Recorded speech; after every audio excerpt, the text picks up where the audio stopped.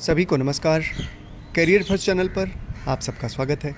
Dictation लिखने के लिए तैयार रहें। Ready, start.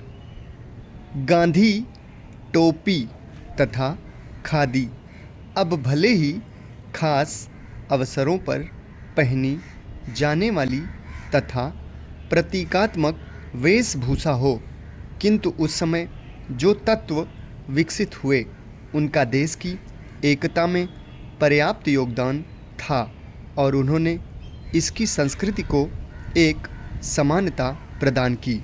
लोकप्रिय संस्कृति व्यापक रूप से जनसंचार का उत्पाद है। लोकप्रिय संस्कृति भी एक एकता प्रदान करने वाली कारक है। फिल्मों का प्रभाव जबरदस्त रहा है। छवियों और रुझानों को नया रूप देने में रेडियो और अब टीवी का भी हाथ रहा है।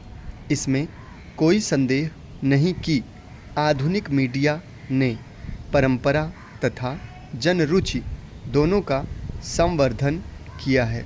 उनके द्वारा संप्रेषित कुछ शैलियों का देश के विभिन्न भागों में जनता के भिन्न भिन्न वर्ग अनुकरण करते हैं। समाज एवं संस्कृति किसी भी राष्ट्र की सुसभ्यता और समृद्धि के वास्तविक सूचक होते हैं। यदि समाज खुशहाल है, उसमें एकता और अखंडता की भावना विद्यमान है तथा संस्कृति यदि सुसभ्य है, उसमें शांति तथा अहिंसा की प्रधानता के साथ सदाचरण और वसुधैव कुटुंबकम की भावना विद्यमान है।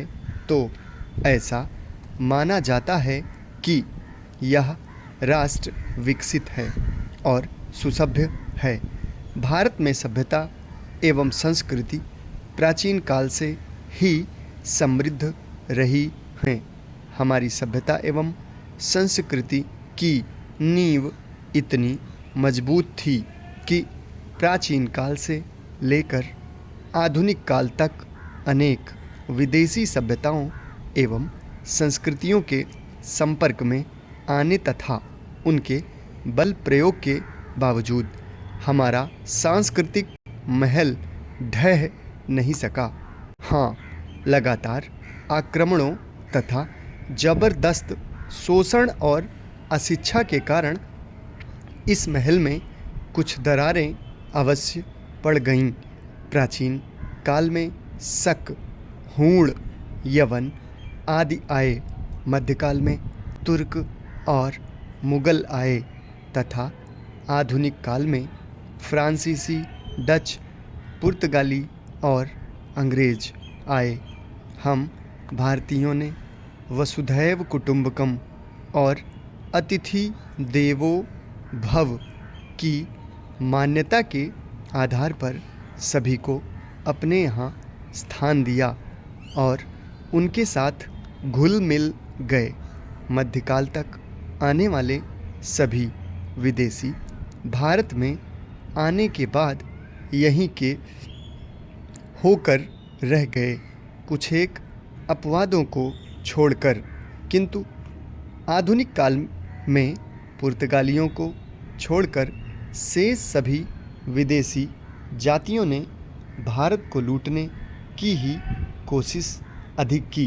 अंग्रेजों ने तो अपने लगभग 2 सदियों के शासनकाल में भारतीय समाज को फूट डालो और राज्य करो की नीति के आधार पर तोड़ फोड़ कर ही रख दिया। अपनी संस्कृति की सर्वाधिक प्रमुख विशेषता शांति एवं अहिंसा को आधार बनाकर ही हमने स्वतंत्रता भी प्राप्त की। वर्तमान में भारत में सामाजिक परिवर्तन का मूल्यांकन किया जाए तो इस क्षेत्र में महत्वपूर्ण परिवर्तन स्पष्टतया दृष्टिगोचर होते हैं। इसे यदि हम 2 स्तरों ग्रामीण एवं शहरी में विभाजित करके देखें तो स्पष्ट हो जाएगा कि परिवर्तन किन परिस्थितियों में और किन कारकों के सहयोग से हुआ है। पूर्व में हमारे ग्रामीण समाज का स्वरूप सामुदायिक एवं सांगठनिक था। उसमें भाईचारा तथा विभिन्न जातियों के बीच आर्थिक, सामाजिक एवं सांस्कृतिक क्षेत्र में परस्पर अन्योन्याश्रिता थी। समाप्त। धन्यवाद।